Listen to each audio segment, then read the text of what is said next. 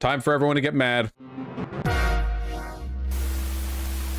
Guys, I've got good news, okay? The Democrats are finally doing something. They're finally showing a little bit of backbone. Who's seen the video? When it comes to negotiating with the terrorist government of Iran, Trump's all over the lot. One day he sounds tough, the next day he's backing off. And now, all of a sudden, we find out that Witkoff and Rubio are negotiating a secret side deal with Iran. What kind of bull is this? They're going to sound tough in public and then have a side deal that lets Iran get away with everything? That's outrageous. We need to make that side deal public. Any side deal should be before Congress and, most importantly, the American people. If Taco Trump is already folding, the American public should know about it. No side deals. This is the context in which the Taco Trump thing is meant to be used, you know? Oh, Trump, he's pussying out, bro. He's too much of a bitch to go to war with Iran for Israel, you know?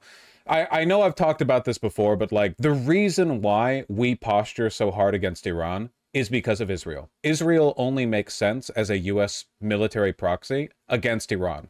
There's nothing else in the region that really like necessitates that kind of engagement, right? Like Saudi Arabia is strong, but they're basically a US ally. Egypt's strong, but likewise. It's just Iran, you know? And it's not like the Taliban's firing ICBMs across the borders of Afghanistan, you know? It's just Iran. And because Trump doesn't actually seem to care that much about Israel, I don't know, you know, he got given a big plane. I mean, you know, whatever. He seems to be pushing essentially for another nuclear deal with Iran, which Israel is desperately trying to stop. Israel has threatened that they will attack Iran anyway, that the United States needs to get their say-so and their agreement before any deal goes through with Iran. And Schumer, who's essentially just like a paid consultant on behalf of Israel, is essentially saying like, hey, listen up, Trump, okay? Background negotiations, you know, like secretive negotiations with a foreign power, that's not how we do things here, okay? You need to open all of this up to public scrutiny so that Israel can attack it and pay people to speak out against it. Like we want to sabotage this process because peace with Israel means that, peace with Iran means Israel doesn't have a purpose. I hate this guy so much. Mr. My job is to keep the left pro-Israel. When it comes to negotiating with the terrorist government of Iran, Trump's all over the lot. One day he sounds tough, the next day he's backing off. And now, all of a sudden, we find out that Witkoff and Rubio are negotiating a secret side. For a single joyful moment, I thought the Dems were actually doing something good. That's your fault.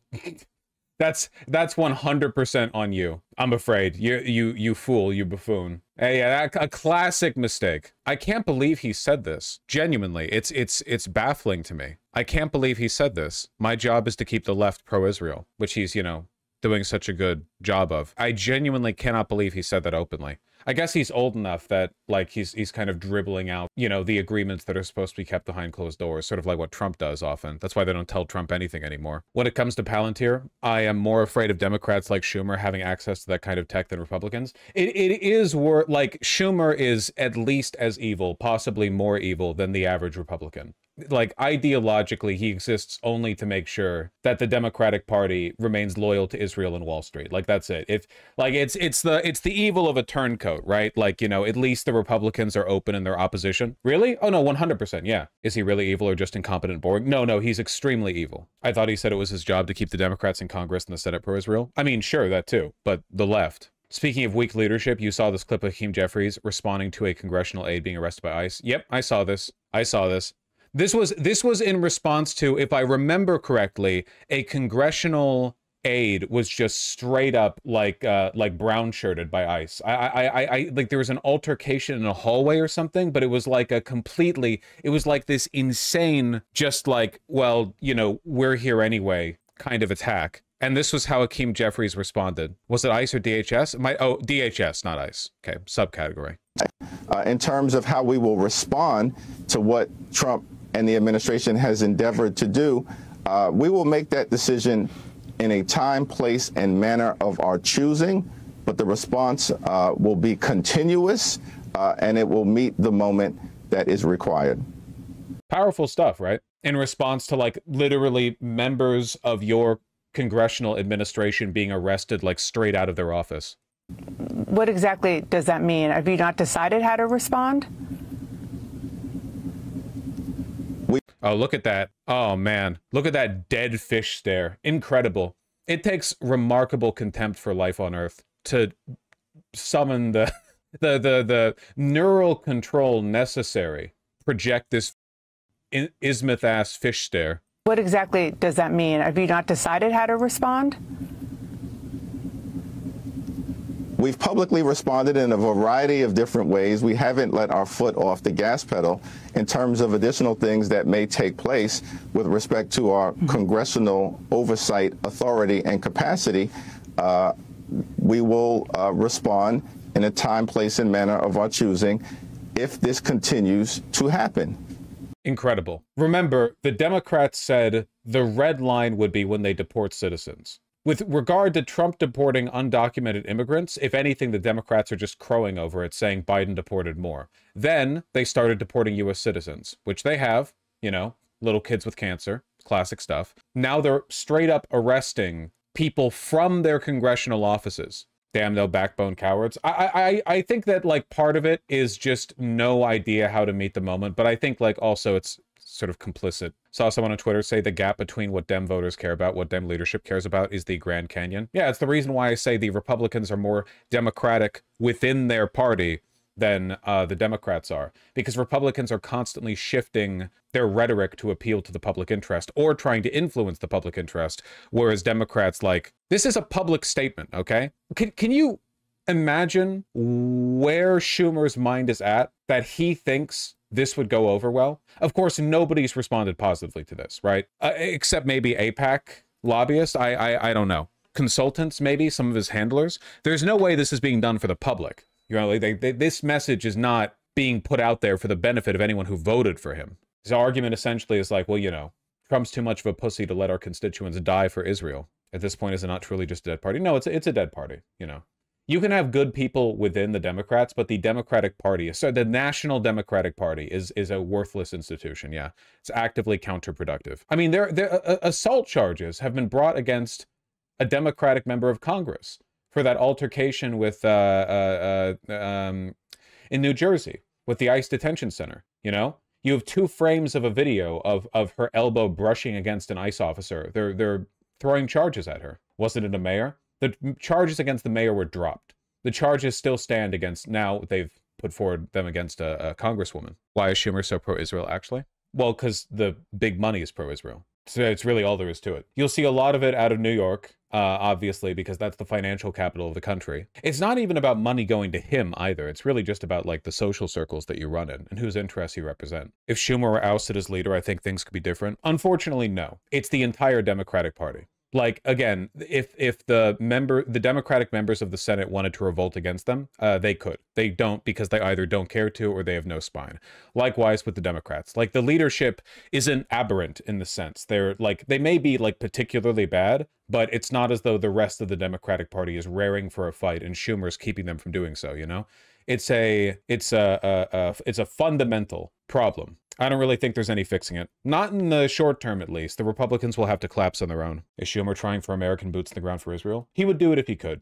Not likely to, but he would do it if he could. Guess I'm grateful he's not running for president. Well, he wouldn't win if he did. He's extremely unpopular. How's the news covering this little address, by the way? I'm kind of curious if they're calling it out for its sociopathy. Be a crumbling nuclear deal with Iran. That is according to reporting from Reuters. They report Tehran is expected to reject a U.S. proposal to end a decades-old nuclear dispute. The reasoning: U.S. demands to scrap uranium enrichment used to make nuclear weapons. So President Trump is doubling down in a social media post. Here it is. He is slamming former President Joe Biden. He says, quote, "The auto pen should have stopped Iran for a long time ago from enriching. Under our potential agreement, we will not," he says, "allow any enrichment of uranium." Once again, at this point, I really have no choice but to support Iran in their quest to obtain nuclear weapons. I'm being negatively polarized. That exclamation point. Meanwhile, the top Democrat in the Senate, we're talking about Chuck Schumer, is sounding off. He's claiming he's caught wind of a potential side deal with Iran. When it comes to negotiating with the terrorists... That was shot in vertical there to appeal to young audiences watching on TikTok. Natalie Brand joining us live from the White House. He even used captions there. What does Schumer mean about a side deal, Natalie? Hi, Reed. Good to be with you. Well, Senate Minority Leader Schumer is referencing reporting from the outlet Axios, which says that this proposal to Iran did contain some flexibility for what Axios says was limited low-level uranium enrichment. Now, obviously, that's at odds with what President Trump and his administration has publicly stated. You read that social media post where he said there cannot be any uranium enrichment. Do you think Schumer would want Trump to bomb Iran? Of course. Yeah, absolutely. He 100% wants that. Yeah, absolutely he does. Yeah, it's a deliberate effort to sabotage a democratic or a diplomatic process. And that's been a sticking point in these negotiations because Iran has said that it wants very low-level enrichment for civilian purposes, for things like commercial power. Now, Reuters and other outlets are also reporting that another sticking point here is more clarity around how the U.S. plans to lift sanctions on Iran as part of this. Captions or accessibility features. Why is that an appeal to the young? Because young people are no longer capable of understanding what people say unless it's captioned, and old people's preferred way of consuming media is to only hear every other word, but to be too stubborn about the fact that their hearing is going to say anything about it, because they would like treat captions like a handout that would patronize them. Proposal. The Trump administration has not responded to CBS News's request for information about that Axios report or more details about this proposal. Obviously, these are very sensitive negotiations that have undergone several rounds of talks. And this new reporting comes as there was a UN watchdog agency report just a couple of days ago that found that Iran has increased its stockpile of enriched uranium to nearly the grade needed to go forward and make a weapon if Iran chose that path. Well, the president has teased a potentially big announcement for weeks now. More nukes out there isn't beneficial for the world now? Well, it's not so much that the world would be a better place if Iran had nukes. It's more like, for one, they've earned it. And for two, if this side deal is really about allowing Iran to have low enrichment uranium for civilian purposes, that's not weapons grade. Like, there is just, Iran flat out is not going to agree to any deal that just makes it unlawful for them to ever enrich uranium for any purpose. There's just not, why would they agree to that? Like, forever and ever? Because some countries on the other side of the world, like, look down on them and stomped on them, like they should never, not even for nukes, but like for anything, they're not going to agree to that. Remember, the first nuclear deal we had under Obama called for UN inspections. So while enrichment would still be allowed to take place to an extent, right? Like, it would be done under supervision, there would be limitations. Any deal that just prohibits all enrichment from taking place, that's a non-starter. It's not going to happen. So essentially, Schumer just wants there to be no deal. We thought that this would be it. So with all of these dueling headlines, where do negotiations stand right now, Natalie? Well, again, that remains to be seen. It's something that the press secretary will no doubt be asked about during her White House briefing next hour. And it comes, you know, amid all of these different international tensions. Of course, something else top of mind here at the White House is, you know, this scheduled phone call between President Trump. Schumer voted against the Iran nuclear deal under Obama too. Is that true? I wasn't streaming back then. I wasn't following the votes. The bill passed in the Senate by a 98-1 vote. Only Tom Cotton voted against. Was Chuck Schumer the Iran Nuclear Agreement Review Act of 2015? Or is this like there's no way that's true? Yeah, that doesn't sound right. Oh, hold on. We can get at something a little more direct here. My position on the Iran deal. Wow, from 10 years ago. Every years or so, a legislator is called upon to cast a momentous vote in which the stakes are high and both sides of the issue are vociferous in their views. Oh, vociferous. Study the issue carefully, studying the Joint Comprehensive Plan of Action. Advocates on both sides made strong cases for their point of view that cannot simply be dismissed. I've decided I must oppose the agreement and will vote yes in a motion of disapproval. I give tremendous credit to Obama for his work on the issue. The President, Secretary Kerry, and their team have spent painstaking months and years pushing Iran to come to an agreement. Iran would not have come to the table without the President's persistent efforts to convince the Europeans, the Russians, and the Chinese to join in on these sanctions. In making my decision, I examined this deal in three parts: nuclear restrictions in Iran. Are we better off with the agreement or without it? More troubling is the fact the U.S. cannot demand inspections unilaterally by requiring the majority of the 8-member Joint Commission, assuming that China, Russia, and Iran will not cooperate. It will require the votes of 3 European members of the P5+1 as well as an EU representative. It is reasonable to fear that once the Europeans become entangled in lucrative economic relations with Iran, they may well be inclined not to rock the boat by voting to allow inspections. That is absolute bullshit. Are you kidding me? We can't unilaterally demand inspections that are facilitated through the United Nations. It's bullshit that we would have to ask our European allies to assent to it as well. After all, there's a decent chance that our European allies would deny to inspect Iranian nuclear facilities through the United Nations because they're tied up economically with the... Are you insane? Insane. Absolutely no chance of that happening. If Iran's economy develops, they'll be in a stronger position to advance a robust nuclear program. I like how Chuck Schumer doesn't believe in diplomacy with Iran. So his framework for arguing against this deal is we're going to have to deal with them eventually anyway. If we lessen sanctions right now, Iran will just get stronger in the future and then they'll build a nuke. The idea of having a good relationship with Iran is just completely off the table to him. It doesn't even occur. Therefore, I will vote to disapprove the agreement, not because I believe war is a viable or desirable option, nor to challenge the path of diplomacy. It is because I believe Iran will not change, and under this agreement, it will be able to achieve its dual goals of eliminating sanctions while ultimately retaining its nuclear and non-nuclear power.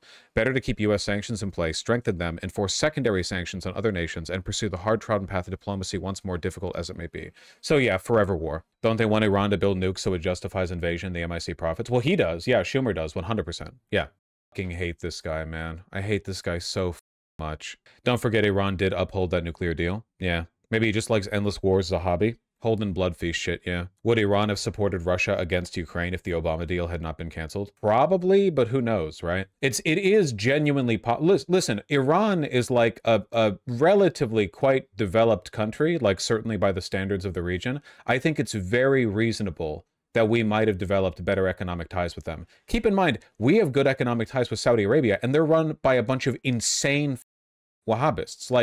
Saudi Arabia, they literally have Mecca, they have their own religious extremists. That's where a bunch of terrorists come. I mean, Osama bin Laden, obviously, but the idea of oh, no, we can't. Look, Iran is more of a real country than Saudi Arabia. Saudi Arabia is a state-run oil company that gained so much money and power that it united a bunch of tribes. Do you know how recently Saudi Arabia was tribal? Have you seen, no joke, have you seen Lawrence of Arabia?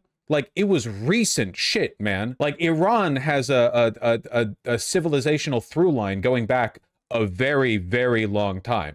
They have a rich, robust, diversified economy. They could absolutely develop. The only thing Saudi Arabia has going for it economically with the West is the oil business. The idea that we can't develop a good relationship with Iran through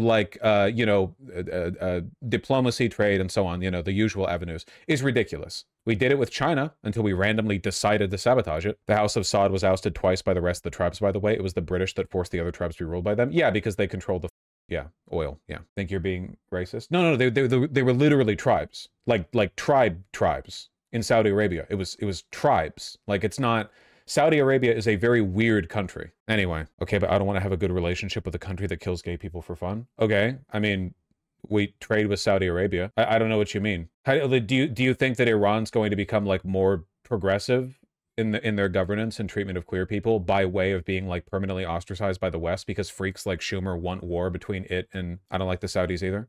Okay, so I don't understand. Is your implication that Iran will improve if we, essentially martyr them and indefinitely cast them out into the fringes of global society where they have no choice but to make their money through terrorism and very close economic ties with other countries that can tolerate their evil, like Russia? Unironic, we need to invade Iraq and bring democracy to the people bullshit. I get kind of pissed off when people complain about the word tribe or tribal. I mean, in fairness, people often use it in a racist way. Yeah, okay, whatever. Anyway, yeah, I don't know, man. Chuck Schumer wants you to die for Israel. I don't know.